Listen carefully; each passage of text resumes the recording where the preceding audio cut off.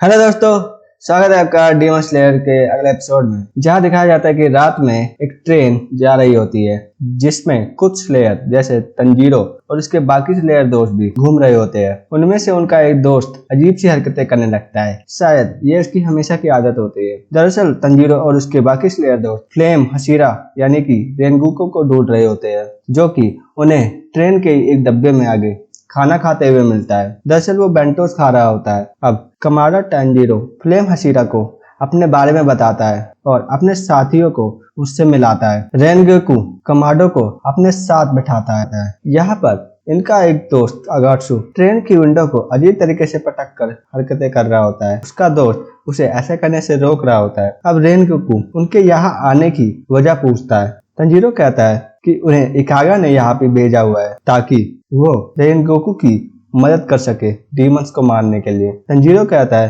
कि उसके पिता भी काफी बीमार थे, लेकिन वो एक अजीब सा डांस भी किया करते थे और पता नहीं क्यों पर लड़ाई के दौरान मैं भी अचानक से वही डांस करने लगा था एक बार। रेनगुको कहता है, अच्छा तो तुम्हारे पिता एक कमाल के इंसान थे कि वो लड़ाई में कनगुरा डांस का उपयोग किया करते। रेनगुको तंजीरो से उसकी तलवार के बारे में पूछता है। तंजीरो कहता है कि उसकी तलवार काले रंग की है। तो रेनगुको कहता है, अच्छा तो मैं तुम्हें अब अपना शिष्य बना लूंगा और तुम्हें लड़ाई की कुछ तकनीकें सिखाऊंगा। रेनगुको कहता है कि इस म्यूगन ट्रेन में काफी डीमंस आते हैं, जिसकी वजह से ट्रेन के कई लोग गायब हो चुके हैं। यहाँ तक कि जो लोग यानी कि जो सेना उन लोगों को बचाने आई थी, वो सेना भी पूरी की पूरी इस ट्रेन में ही गायब हो चुकी है। रेनगुको की ऐसी बातें सुनकर उनमें से खड़ा एक प्लेयर बहुत जोर से रोने लगता है और कहता है कि उसे इस खतरनाक ट्रेन में नहीं रहना, उसे इस ट्रेन से बाहर जाना है। तभी वहां पर एक कंडक्टर आता है और कहता है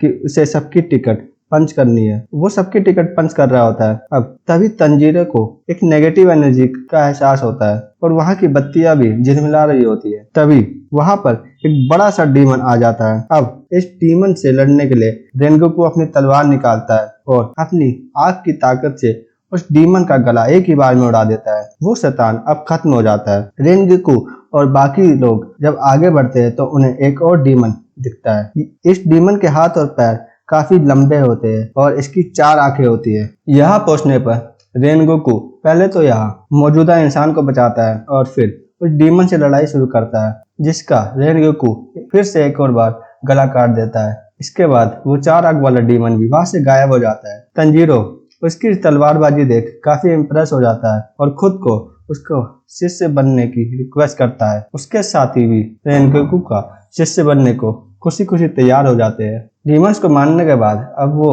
सभी हशीरास आराम से ट्रेन में सो रहे होते हैं और बाकी लोग भी ट्रेन में सो रहे होते हैं कि तभी वहां पर एक कंडक्टर पता नहीं रोते हुए आता है और किसी बात पर बहस कर रहा होता है। वो खुद को एक हाथ से सुलाने की जिद कर रहा होता है कि तभी एक बोलता हुआ हाथ वहां पर आ जाता है, जो कि उसे इंस्ट्रक्शन देता है। उसके साथ और भी बहुत से लोग थे जो कि इंस्ट्रक्शन का वेट करते हैं। वो हाथ उन्हें डीमन स्लेयर के सोने के समय का इंतजार करने को कहता है। अब वे सभी डीमन स्लेयर गहरी नींद में सो जाते हैं और तंजीरो को डरावने सपने आ रहे होते हैं।